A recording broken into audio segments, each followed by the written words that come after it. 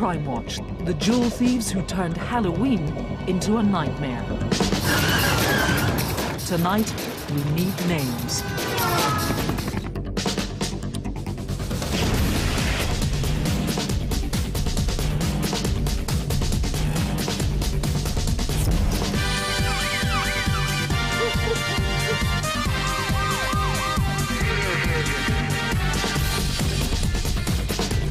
Hello and welcome to Crimewatch. We're live and I'm surrounded by some of the UK's most senior detectives, all hoping that your call will be the one to help solve a major crime.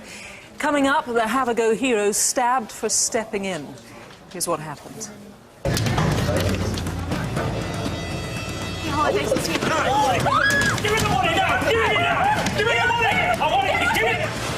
And as well as some of the UK's most wanted, I'm after a guy caught on camera in a public toilet. Take a look at this. The offender loiters outside the cubicles. He then attacks a pensioner, grabbing him by the basins. He steals just a few quid and leaves his elderly victim on the floor. Unbelievable. But who is he? Tonight we need your help to flush him out. And we have the story of how police caught the killer who fooled the outside world into thinking his victim was still alive. As she lay dead at home, he even paid her bills to throw people off the trail. He was caught thanks to a note left for the milkman and a call to Crimewatch. But first, the gang who turned Halloween into a nightmare. 4 men approached a jeweller's front door, but this was no trick or treat. They were armed with one of these. It's a sledgehammer. They used it to break in. A lot of people saw what happened, and someone out there will know who did this. Watch closely, and if you can help us, call us.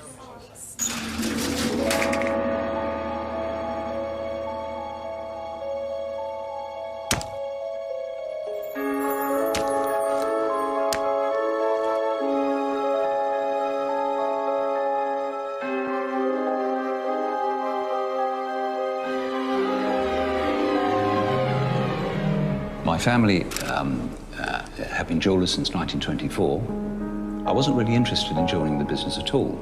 And then I was a national serviceman when I came back out of the army. And my father said, well, you better come and work for me for a while and get some money together. In the following 2 months, I fell in love with the jewellery business. And it's obviously in the blood. I decided to open a jewellery shop in Chopham with my wife, Sandy. We invested most of our life savings in the business, and I was anxious that my children should own the trade as well. 4 months ago, tragically, my eldest daughter died during the night, and we were devastated, obviously. And frankly, we didn't think things could get much worse than that. And now we have this situation on our hands, which it beggars belief, basically.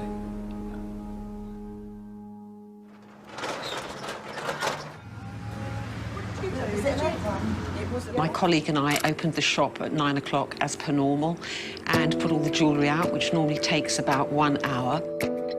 We're always aware of security, and our particular shop, we have a buzzer on the door so that people have to knock before we allow them in.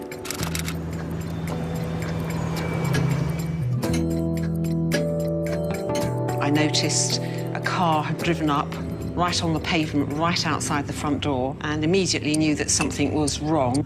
Oh, my God. And my assistant said, oh, my God, Sandy, come on, we've got to go, and grabbed me. I managed to grab the shop keys and thought I would try and lock the back door so that they couldn't come after us. Hurry up. I felt absolutely petrified. I just couldn't move and I couldn't think straight. I felt claustrophobic because I didn't think there was any way out of our backyard. So I cowered on the floor, and Sandra then had gone to the back fence and was calling out, help, help. Please, anybody and help came and they got us through.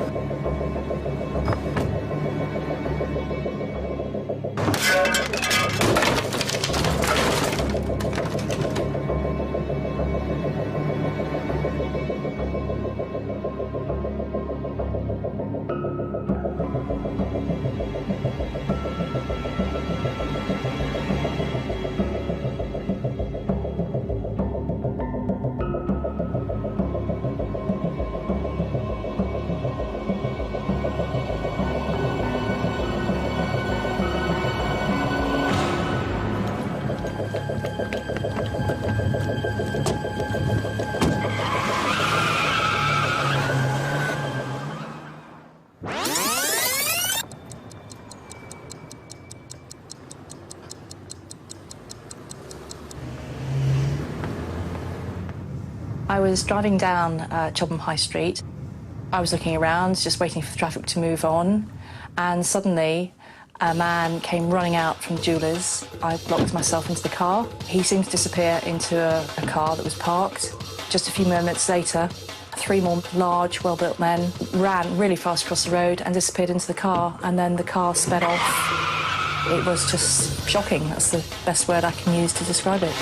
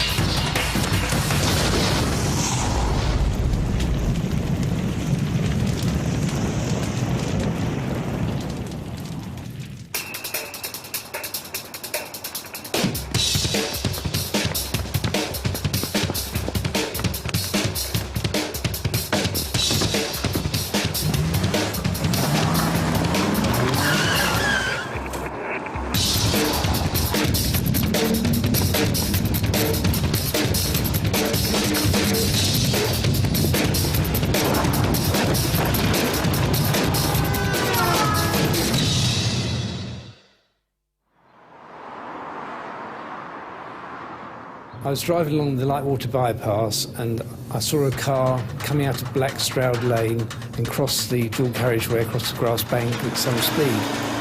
Slowed right down on the inside lane and then sped up and headed towards the M3 motorway. This burglary, which has destroyed a lot of our business, and also the confidence of the people who work with us. It's just beyond belief, beyond comprehension. Very traumatic for that small family business. I'm joined now by DS Rob Bryant. Thanks for taking the time to join us. A lot of money involved here, £350,000 worth of jewellery taken from this very small family-run store. Take us through some of the stuff that was stolen. Most of what was stolen was diamond rings. As you can see, the small one was £17,500 and the larger one was £25,000. OK, so it's very high-end jewellery we're talking about here. That's correct. You're linking this to another robbery that happened somewhere in Surrey?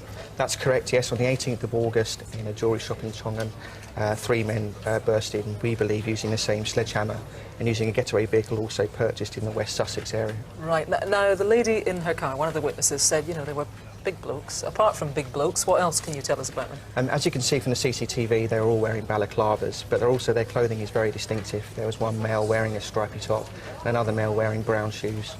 Now, tell me about, there were 2 cars we saw there in the film. What do you need to know about them and what do you know so far? We know the black Vauxhall Amiga was bought in the West Sussex area about 4 months prior to the robbery. What we need to know is where it's been beforehand. Right, so for quite a few months it's been stored somewhere. That's correct, stored somewhere, but we need to know exactly where that is. And then there was the blue Volvo as well. Yes, the blue Volvo estate is something we really do need to know about. When they ran to that getaway vehicle, they drove it across a dual carriageway, across the central reservation, which is a dangerous manoeuvre to undertake. And they then drove at speed down the A322, the Lightwater bypass. Is there anything else that you want to appeal for specifically tonight for information? We believe that the jewellery is very distinctive and they haven't yet managed to sell this on, so we're asking for anybody who may have been approached in strange or suspicious circumstances to call us regarding anyone trying to sell this jewellery. OK, thanks very much for now. There's lots to go on there, so if you can help, please do call us. The number's right there on the screen. You could call also the independent charity Crime Stoppers anonymously. Let me give you that number. It's 0800 555 111. If you need to see our reconstruction again, it's at bbc.co.uk/crimewatch. Now, here's Rav with some villains caught in the act on camera. Back in January, we showed you this. 4 youths robbing commuters at London stations. Here they grab a laptop. The owner ends up on the floor. Straight after our appeal, police got the names they were after. All 4 have now been sentenced to a total of 23 years. As this programme has proved, CCTV cameras are everywhere these days. Even public toilets don't escape their beady eye. Take a look at this. It's rush hour at the Gents in Elephant and Castle, and this elderly man is waiting for a cubicle. Eventually, he's in luck, but that luck is about to run out. Keep your eye on the man washing his hands. Having used his shirt as a towel, he starts shouting and banging on the cubicle door. What's his problem?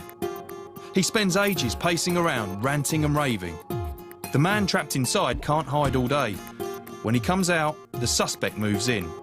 Someone tries to help and our victim gets to smell fresh air, but not for long. He's grabbed by the basins and the attacker lunges for his pockets. He falls. The robber takes his money and leaves him lying on the floor. Staking out a public lav for a few quid. You can't get much lower than that. If you know him, it's time to flush him out. A newsagent's in Camberwell, London, early Sunday morning in August, and the shop assistant is stacking shelves.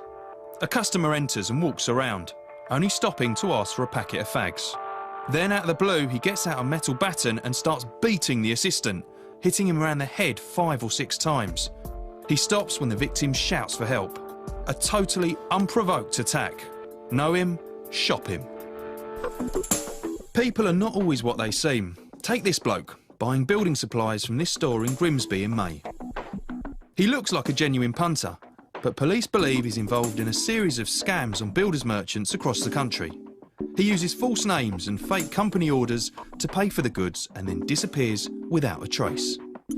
Not so clever anymore. Distinctive England t-shirt, dodgy tash and goatee. Name, please.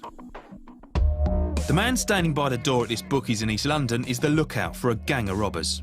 While he checks that the coast is clear, his mates smash open a games machine and steal the cash.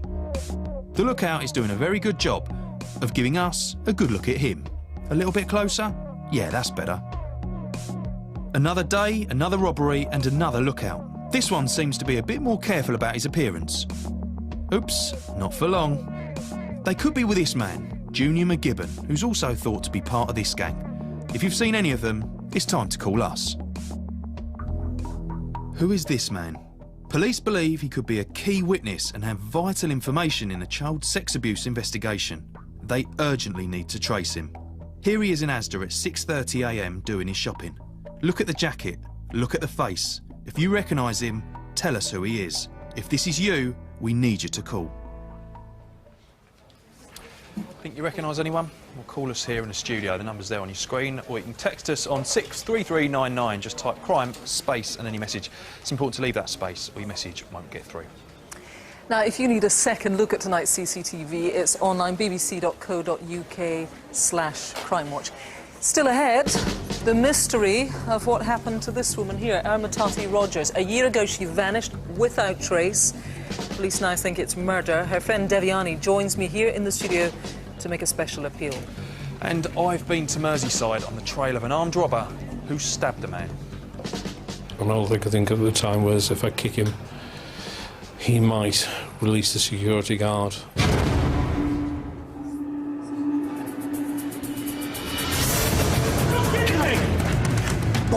At that point I saw in his right hand he had a long-bladed chef's knife.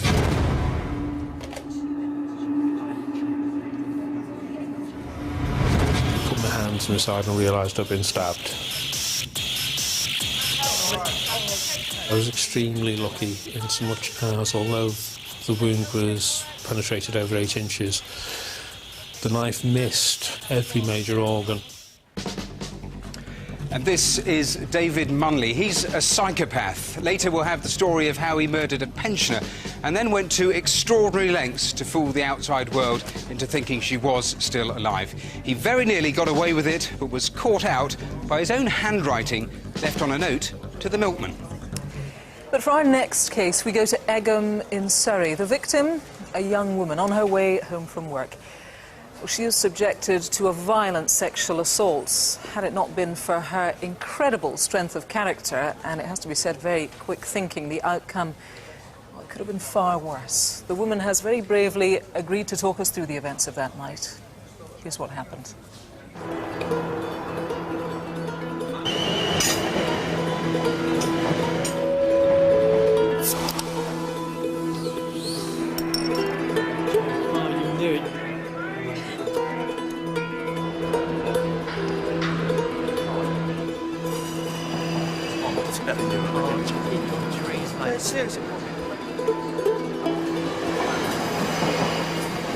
2, 1, mate. Beautiful. We are looking for two men, both of whom have been drinking, probably in one of the local pubs, watching the Arsenal and Hull match. When I came out of the station, I pretty much knew I was going to go the back way, which I had been once before, but it was daytime, and so I didn't think that I would possibly get lost when it was dark.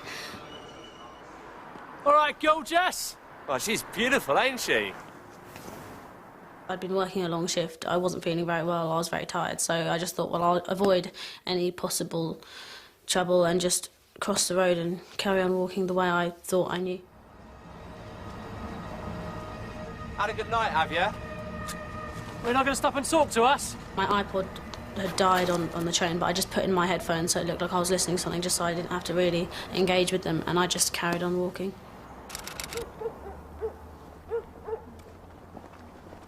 The girls in front of me, I presume they were students. I was sort of following them because I didn't really know where I was going. But then I think when they turned off, something was telling me that the university wasn't that way, and it was the way I went. I went through the cut-through. I turned around and realised the guys weren't there.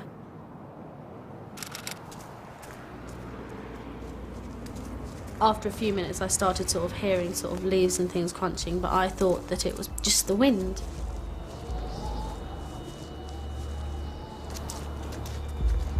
We believe the two men came from the shortcut down to this level crossing where they caught sight of the girl.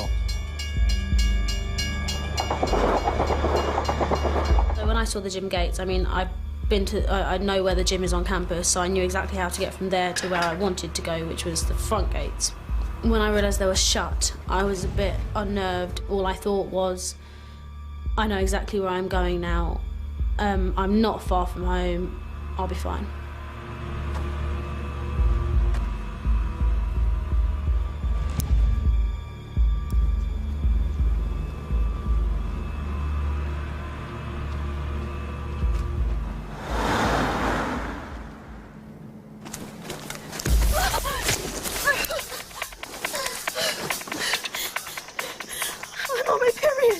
I don't give a shit.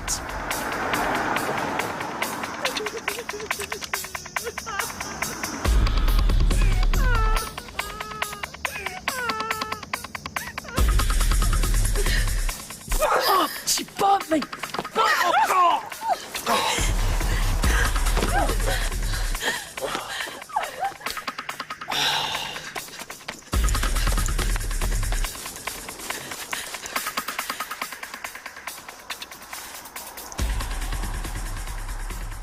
It's me.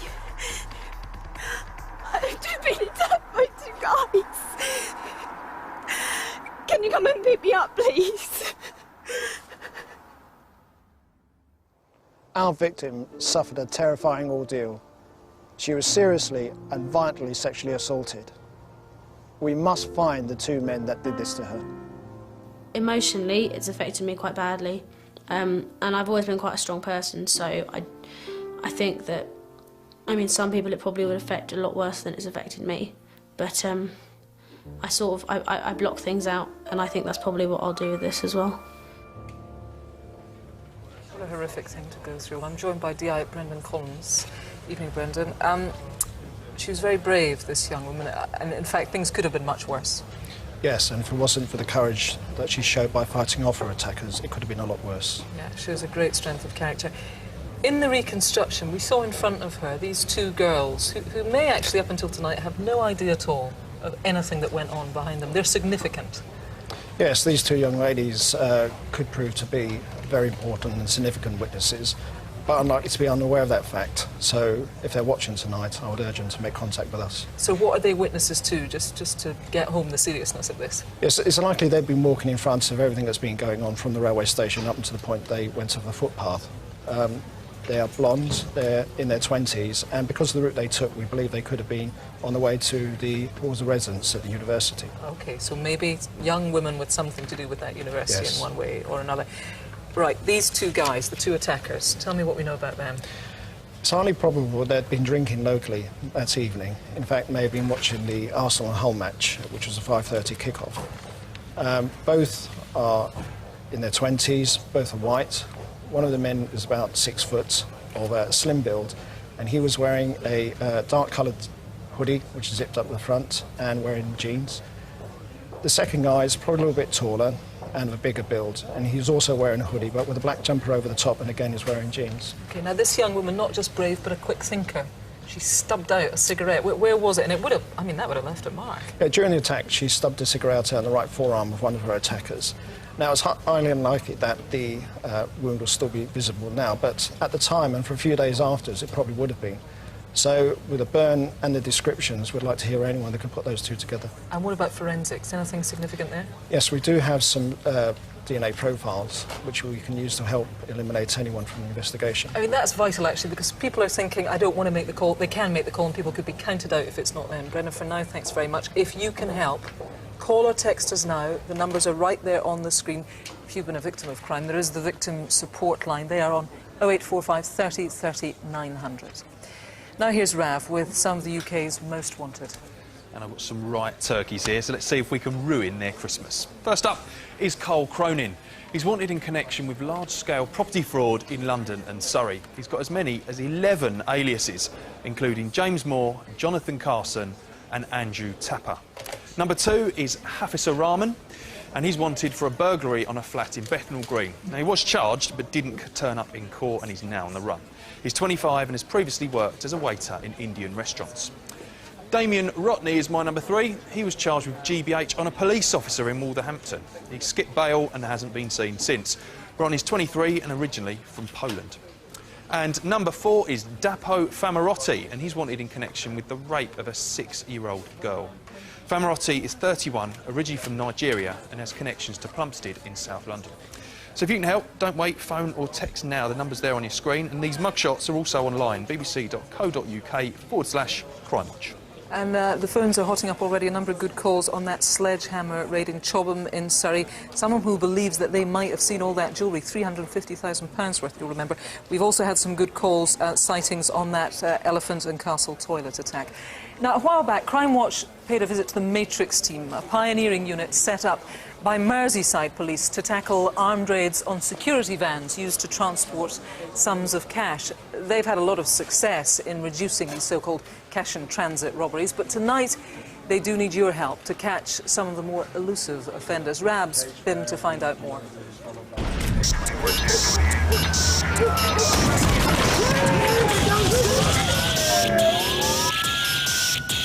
This is Operation Matrix in action, in the war against robbers who target cash in transit. I'm in Merseyside, home of the Matrix unit. They've got a lot of jobs on, and they need your help. So how's the project gone then? Excellent. Prior to Matrix being set up, we're experiencing on some occasions between 1 and 2 robberies per day. That's now down to probably only 1 or 2 a month, which is a significant reduction. Massive reduction. Yeah. So how have you actually gone about doing that? We utilise marked police vehicles and unmarked police vehicles to follow cash deliveries, and that's been a great deterrent. To set out a sort of warning signal. Certainly, yeah. So I know from experience that investigating these robberies isn't without its challenges, is it? No, we treat this as a very serious crime. There are victims, and on occasions there is a lot of violence and sometimes injury caused to people. We're keen for people to come forward and tell us about who's committing these type of offences. And obviously then there's the money element. I mean, it's hardly going to good causes, isn't it? Not at all, no. I would suggest that the money goes towards organised crime. It's going straight back in the criminal underworld. Now, you've got some people here that you really, really want to track down and you're having some difficulty with. I recognise this guy straight away, as we had him on the programme We're very just keen to a few trace weeks him. ago. This guy's called Russell Grant. He's wanted for an offence in Merseyside. This guy here, Warren Mortimer, we're also interested to trace him. Who's this guy? This guy's is called John Mulhall. And what have we got over here? These two here. Yeah, these two guys, we believe these are working together, Ryan Lamb and Lee Donachie. Very keen to trace both of those two. Now, there's another case that you really need some help on, isn't it? A pretty brutal right, yeah. one. What can you tell me about that? This is the one that we urgently need to trace. This guy came within inches of murdering somebody. Let's have a look. That afternoon I was en route to a business meeting and realised I needed to go and cash a cheque. I called into Lloyd's TSB. I went into the bank just after 1 o'clock, 1:10, something like that, and there was absolutely nobody in the bank apart from the staff. Walked to the part in the centre of the bank where you can make your cheques out and write your deposit slips. Did the paperwork, went up to the counter.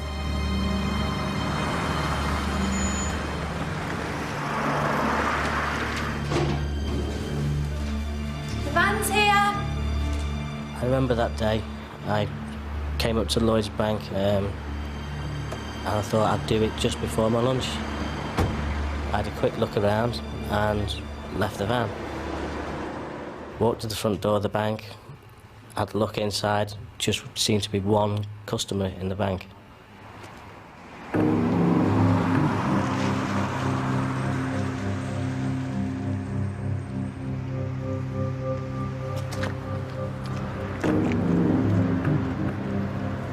Good afternoon. Could I cash this cheque, please? Hiya, love. Hi, you all right? Just the one today. Just the one, that's lovely. Yeah, great stuff. At the corner of my eye, I saw somebody come towards me. Yeah, it's nice. Oh, we've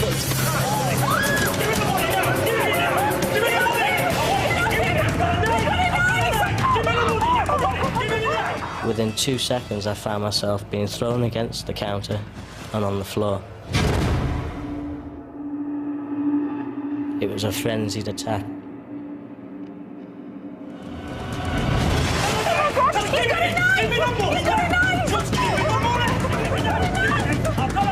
The knife was coming at me, a 12-inch kitchen knife. You just grab it. You don't have an option to think about it. If I would have thought about it, I probably would have been seriously stabbed. It became obvious that the security guard was in trouble.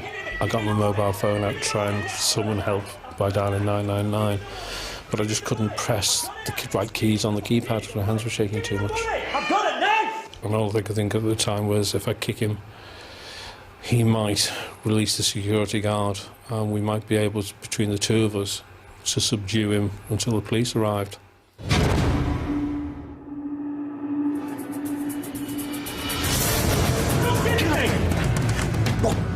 At that point I saw in his right hand he had a long bladed chef's knife. You're gonna get stabbed! You're gonna get stabbed! As he ran towards me, he lunged across and struck me just above the left hip.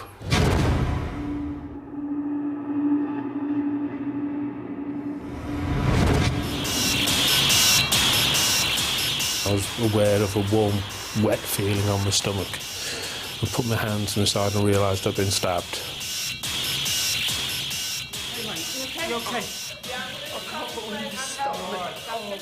In terms of the stab wound, I was extremely lucky in so much as, although the wound was penetrated over 8 inches, the knife missed the liver, kidney, spleen, every major organ, but also missed the main blood supply in that part of the body by less than 5 millimetres. It was just a frenzied attack with no care for human life.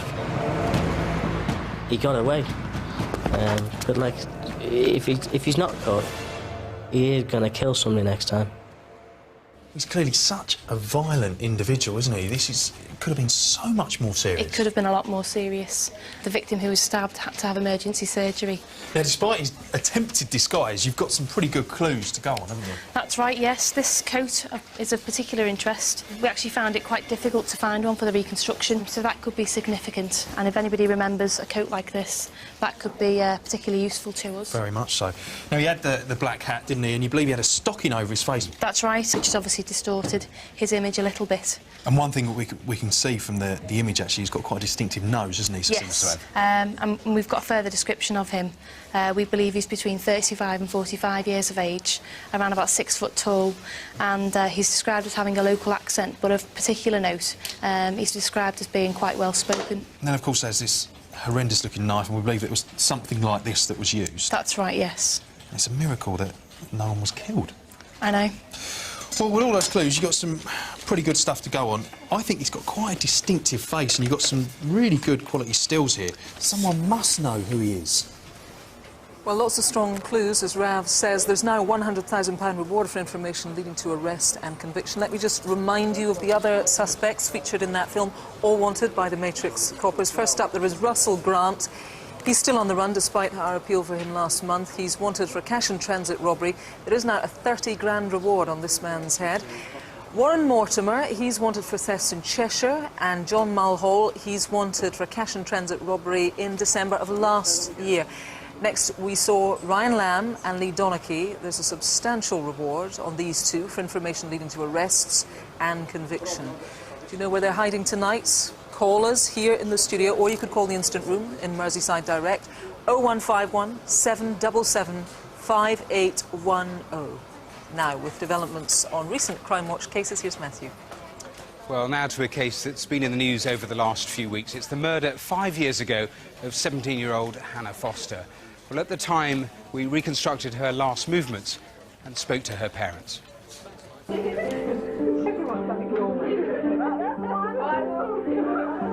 Hannah was always a very happy person, one of those sort of children with a ready smile. And she's just, you know, that expression people say about flourishing into a young woman, that was what we were witnessing. It's just the sort of girl that you just always felt very proud of. Hannah had gone out for the night with a friend in Southampton. They stayed for one drink before moving on to another bar. At around 10:30, they called it a night and started to make their way home. CCTV picks them up, heading for the bus stop.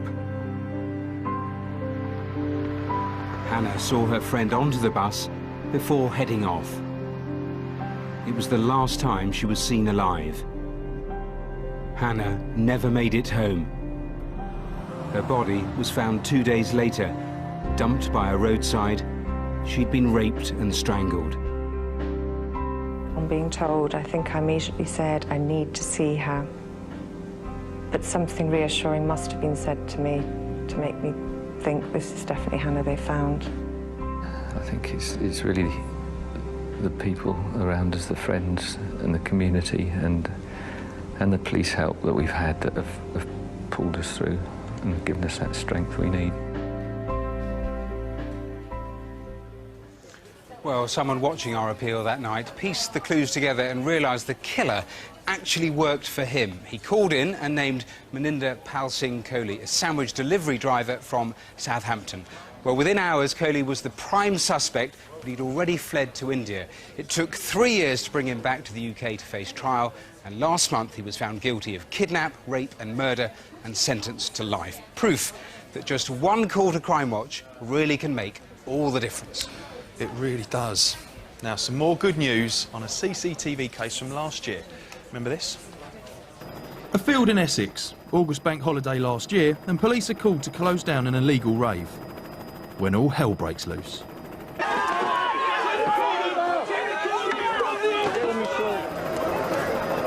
A hardcore group are intent on violence. They smash up cars and start throwing missiles. Fearing for their lives, officers are forced to call for backup as things get worse.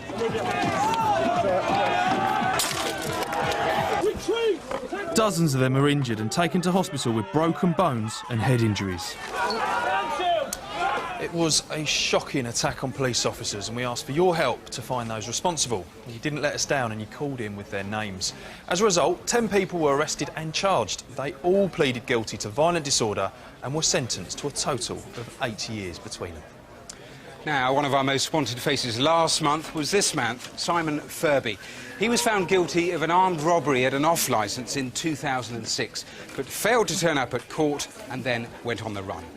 Less than 24 hours after our appeal, and as a direct result of your calls, police arrested Furby in Hull. He's now in custody and will be sentenced in the new year. Well, let's just hope we get a result like that in our next case. Ricardo Cox was a 20-year-old student, big Arsenal fan. Just over 2 weeks ago, he popped out to his local KFC with his brother O'Neill in Croydon in South London. As they were walking back home, Ricardo was gunned down in a drive-by shooting. He was shot twice. He died later on in hospital. Joining me is DCI Damien Alley. Thanks for taking the time to join us. Why was this young man, Ricardo, killed? Ricardo was a really decent young man. He was a member of the Air Training Corps in Croydon. Totally wrong place, wrong time. We think he was gunned down in response to a gang feud in the area, but we're working on the basis it was mistaken identity, an absolute tragedy. That is a complete tragedy, just a young boy getting on with his life. We've got CCTV footage that you've given us of really the minutes, the sort of last 20 minutes, half hour leading Yes. up to his life. Tell us what we're looking at here. This is about 9 o'clock on the evening of the murder. Ricardo's with his brother in the KFC in the West Croydon area. Here they are leaving, and they're going towards Derby Road in Croydon. OK, so they're walking... which street is this? This is Derby Road. This is Derby Road. Literally the last moments of Ricardo's life. What we can't see there, then, is the car coming towards them and pulling up. Let's take a look in other footage that you've got of this car. This is a Honda car, DG56 XTR. It was stolen on the 8th of October in the Tulse Hill area and had been seen on a number of occasions involved in possible criminality, doing recce's and dry runs of cash and transit deliveries in the area. OK, let's also take a look. We've got some interesting footage. Tell me, is this is them sort of trying to torch the car? Is it they're trying to get rid of evidence here? What we see? This is on the 1st of December in Peel Road, just off Thornton Road, near to Croydon Crematorium, Croydon Cemetery. They've set light to the car, tried to set light to it, but we've recovered it virtually intact and conducting forensic tests at the moment. Well, that's good news. Damien, tell me what you know about the men you'd like to speak to. We know that car had been in circulation in and around the Croydon and Lambeth areas since its theft. We'd like to speak to anyone that may have any information about the occupants, and we're also keen to recover a firearm, an unusual .22 pistol was used in this offence. OK, what about these blokes? Because we've got some film of the men you're interested in elsewhere. OK, we've got some footage here which is taken on the 30th of October at Mayday Hospital when 4 suspects in the vehicle were seen in the car park at about 10 in the morning. They were doing a dry run, possibly a recce of a robbery, and they followed the guard into the reception area of Mayday Hospital. Okay, and for whatever reason, they didn't go ahead with the robbery. So quite a distinctive group there of 4 guys altogether. There's one guy who you're also interested in. Yeah, this is on the night before the murder, about 10 o'clock in Streatham Place, McDonald's in Tulse Hill. We think that this individual has important information for us. We'd urge him to come forward, or anyone who knows him, to speak to us. OK, Damien, thanks very much for that. We do really need to catch whoever did this. Dangerous people. Call us here in the studio if you can help. The number 0500 600 600, or you could call the independent charity Crime Stoppers anonymously 0800 555 111. Now, here's Rav with more faces in the frame. It would really make my Christmas to get this off the streets. Right, number 5 is Vadim's Holostova. Police want to speak to him about the rape and serious assault of a woman in Duke Street Cemetery, Southport in Merseyside on Thursday the 20th of November.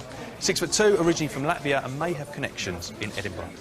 6 is Dean Dixon. He's wanted for possession of more than 200,000 ecstasy tablets. Dixon hasn't been seen since avoiding arrest in May. He has links to Tufnell Park and King's Cross in London, and also Dundee and Edinburgh. 7 is Leary Sterling. He's also wanted for drugs offences in South Yorkshire. He was arrested and bailed, but hasn't been seen since. He's 44 years old and may also be known as Lee Cunningham and uses the street name Leroy. And last, but by no means least, is Ben Murphy. He's wanted in connection with a robbery at a jewellery store in Sheffield. Now, he's originally from Manchester and has connections to Sale and Wythenshawe. He's got several tattoos on his arms and neck, including Celtic bands. Now, we know he's interested in boxing and trains on a regular basis. So, where are they hiding tonight? Call us here in the studio if you know. The number's there on your screen, or you can text us on 63399. Just type crime, that space, and then your message. Don't forget to leave that space, or your message won't get through. This is Irma Tati Rogers, Tati to her friends. Well, back in January, she disappeared from her home in Wrexham in North Wales. There has been no trace of her since. Indeed, what started out as a missing persons inquiry is now a murder investigation. I'm going to speak now to DI Mark Hughes and Tati's friend Deviani. Thanks for joining us, Deviani Jones. First of all, to you, Mark, it is almost a year on since this young woman disappeared. Why are you now treating it as a murder investigation? Everything we know about Tati suggests that her disappearance is completely out of character. She had friends, she went to college, she was sending gifts home to her family, and there's just absolutely no reason for her to vanish. Now, you and your team took some... It is very interesting in terms of what it tells us about what she was up to at the time of her disappearance. It's some footage from her flat around the time she disappeared. Yes. Let's just take a look at this. Here we are, and just take... I mean, it looks just like a normal flat, doesn't it? Like somebody living their life normally. What are we seeing here? Well, it's just a lived-in flat. And here we go. Now, there's paperwork here. This is interesting because we see some evidence there of what? That's one of these postal stickers. Yeah, that's right. As I said, Tatty was regularly sending gifts home. Right, OK. And this is her kitchen, and again, it just looks like... Now, this is the key in the kitchen. This is her evening meal. That's right, yeah. We're aware that she bought some food early in the day to cook. Fridge is food. Absolutely, yeah. Her fridge is full. Yes. And also, the other things that you saw in the house that aren't on the film here, I mean, what other things gave you a clue that she was not planning to go anywhere? Well, on the day that she disappeared, it was pouring with rain. All her outer clothing is there, and a coat, and money, her passports, everything is in the flat. Okay. What do you know about what she got up to on the day she went missing? We know that she went shopping in Summerfield in the afternoon. She bought her dinner. There we are. We've got some CCTV of that there. That's her buying a day's shopping. That's right, and that's the last footage that we have of Tatty alive. And that was the sort of thing that she did every day. It was just, as far as she was concerned, as far as you know, just a normal day. Yes, absolutely. I said that Devyani was here. You're one of Tatty's good friends. Tell me a bit about her. What sort of person was she? Well, Tatty's very friendly and reliable, trust. She's just very thoughtful, really, for people and everybody, very kind to everybody. And it's unlike her to be missing. It must be very upsetting to you and her other friends that one day she was there, the next day she was not. What's it been like trying to deal with that? It's very terrible to deal with it. We just don't believe it, what's been happening. I spoken with Tati's family, sister, her name is Emma, last week, and she said to me, is everybody in Indonesia, all the family is still very worried and upset over Tati missing. And just hoping, and thank you, she also said thank you to the North Wales Police for all hard working, and would like to appeal to the public, if any information at all they have, please call the police. So, Mark, I mean, devastating to her family and absolutely. friends, trying to deal with the lack of knowledge and wondering what on earth has happened. There are two other very important things that you should tell us about concerning the investigation. One's the phone. Yes, that's right. We're very interested in finding her mobile phone, which is a Nokia 6100, which we know she was using on the day she went missing. And obviously we're interested if anybody's found one of those discarded in the Wrexham area. The other thing is this extraordinary piece of luggage. Tell me about that. Yeah, we're very interested to hear from anybody that's purchased one of these. We know there was a number bought from a store in Wrexham, TJ Hughes's, in January. I would appeal for anybody that has purchased one or have seen one discarded since. OK. Mark, thank you very much. Devyani, a special thank you for you. And there is a £100,000 reward relating to the successful conclusion there is, yes. and conviction in this case. Thanks very much. Thank you. It would be great, of course, if we could solve this. Well, it is a murder investigation now. If you can help, call or text us now. The number is right there on the screen. It's time now for a behind-the-scenes look at how detectives caught this man. His name is David Munley. He bludgeoned to death an 87-year-old. Her name was Jean Barnes. He then went to extraordinary lengths to cover his tracks.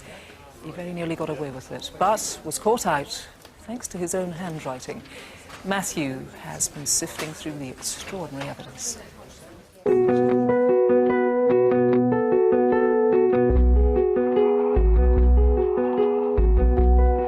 This is the Major Crimes Archive at Sussex Police. I'm surrounded by all the clues and evidence that helped police catch David Munley, a psychopath who killed an elderly woman and then fooled the outside world into thinking she was still alive. It was this note left for a milkman that finally led to his downfall. His victim was 87-year-old Jean Barnes. She lived on her own in Worthing in West Sussex. Jean Barnes was educated at Cambridge. She was one of the first women to go to Cambridge, and she spoke 6 languages. However, in later life, she lived quite a reclusive lifestyle. When she hadn't been seen for a couple of weeks, a concerned neighbour called police. When they got into the house, they made a grim discovery. she'd been murdered and covered up with a blanket, and her body had been lying there for around 2 weeks. At that stage, what did you have to actually go on? Very little. Looking around the house, she'd obviously lived alone for some time. There were newspapers stacked up everywhere. But also, there were marks in the dust where objects must have been in the past, and now they were missing. It would appear that someone after the murder had stolen some property from the house. Then new clues began to emerge, pointing to a sinister and determined attacker, someone who'd been preying on Jean Barnes for quite some time. What we discovered in those early days of the investigation was that she had made contact with the police on a number of occasions, in particular in February, when she was putting out some milk bottles and she was attacked on her doorstep.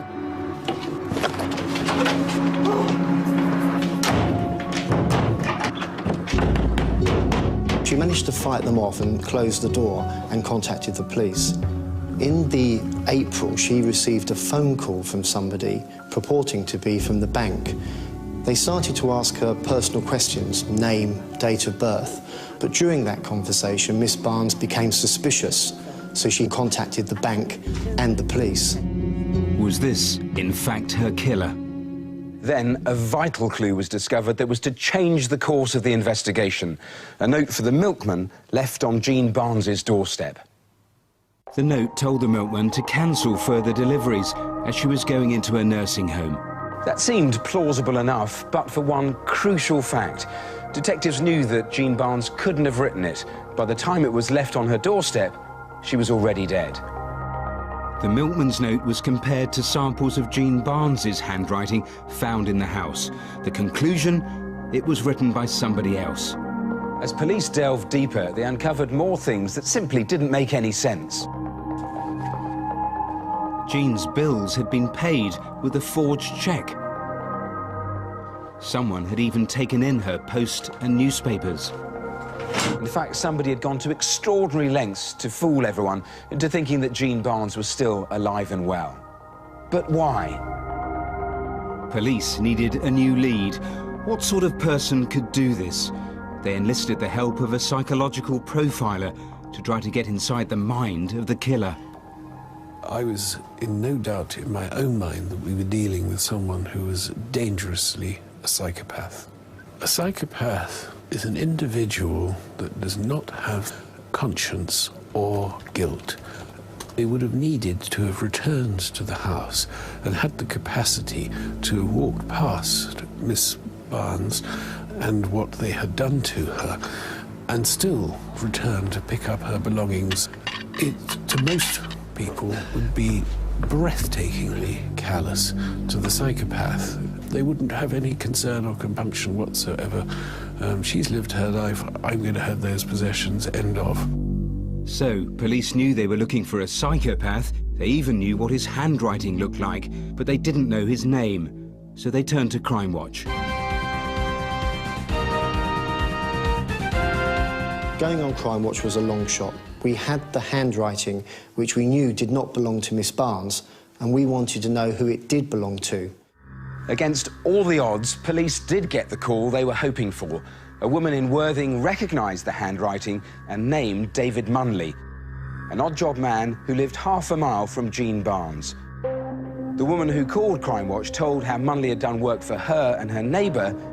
He'd stolen a chequebook and forged signatures. It was all sounding rather familiar. Munley was arrested. He insisted he was innocent, but when samples of his handwriting were analysed, they gave him away. That handwriting matched exactly the writing on the notes to the milkman and the writing on the cheques. Police then discovered what Munley had done with Jean Barnes's antiques. He'd been selling them to small shops like this one in Worthing. Over the months, the owner got to know him quite well. How often had he been coming in and what had he said to you? He'd been in on a regular basis. We used to chat about everything, really, from the army through to where all the stuff was coming from, which was East Anglia. It was an aunt of his who'd passed away, and he was clearing the house out. And you were never suspicious? I mean, what was he like? He was a very amiable chap, very likeable, very laid back. I got on very well with him. It just goes to show you never know somebody that well. And to say that I was shocked was an understatement, a real understatement. Sure enough, when police checked the antiques supplied by Munley, they'd been stolen from Jean Barnes. Police now had the final piece of the jigsaw and were able to put together what actually happened. We believe that David Munley was stealing from Miss Barnes in the run-up to her murder. She had noticed things going missing and improved her security. But somehow, Munley had found a way in. Who are you? What are you doing here? Get out of my house! He beat her around the head 9 times, left her dead downstairs, covered her body with a blanket and continued to steal from the house. The final piece of compelling evidence was found when they searched his house. This is police footage of the actual moment when they found Jean Barnes's identity card hidden under the stairs. And there it is. It was a conclusive link between Munley and his victim. In police interviews, Munley denied everything. Did you kill Jean Barnes? No. Are you certain? Yes. Notes were left for a milkman following Jean's death. Did you write those notes? No. Different people have given us different versions than you've given in the last couple of days. Why is that? They're all against mine. Simple as that. I think you're lying. That's your prerogative. I think they're lying. Police charged Munley with the murder of Jean Barnes on the 4th of December 1999. I did not murder Jean Barnes.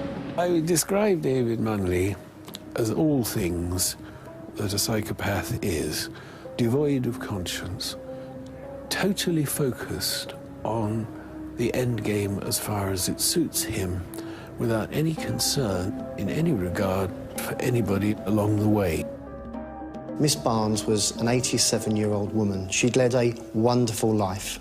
Nobody had the right to take that life from her, and I'm very pleased we were able to capture David Munley and convict him for her murder. Calculating, calm and cold, you could describe this bloke as. I think it's, you know, often when we talk, Matthew, we talk about all the forensic evidence and new technology.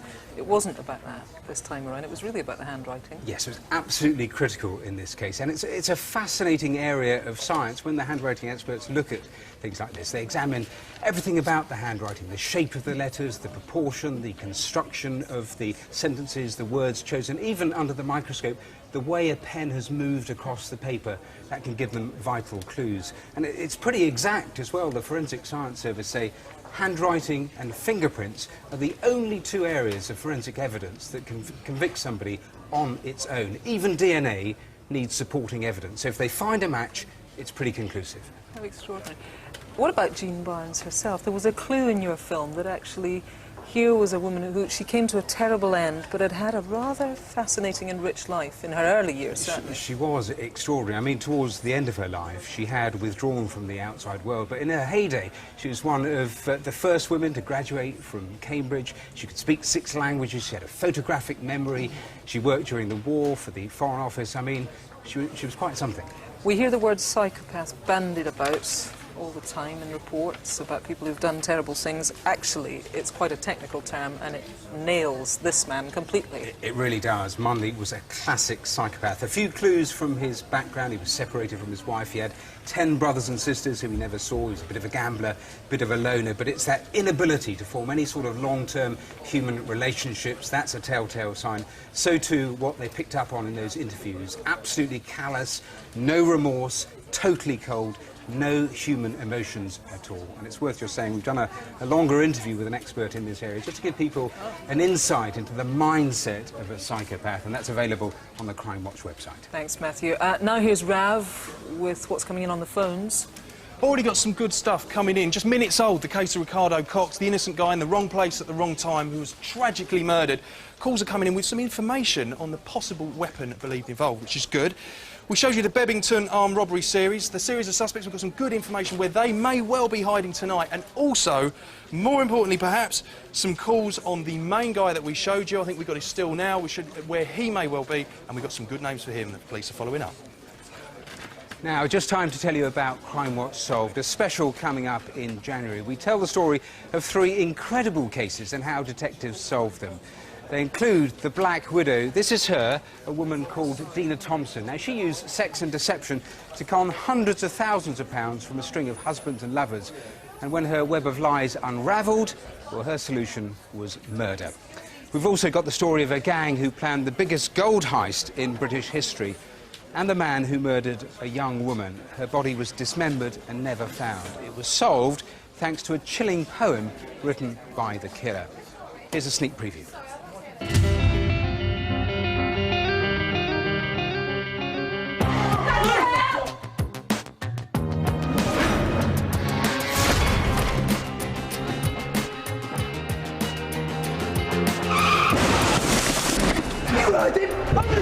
This would have dwarfed the Great Train robbery and the Brinksmack robbery put together. It was as if it was something he was reenacting from a horror film he had watched.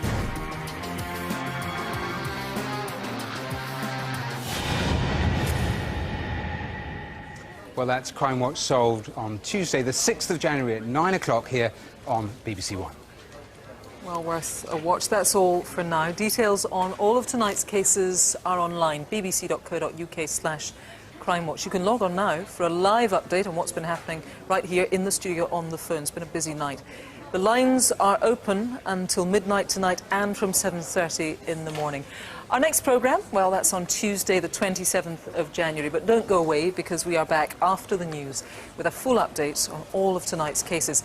If you can help, but you haven't called in yet, please do it now. It could all be down to you.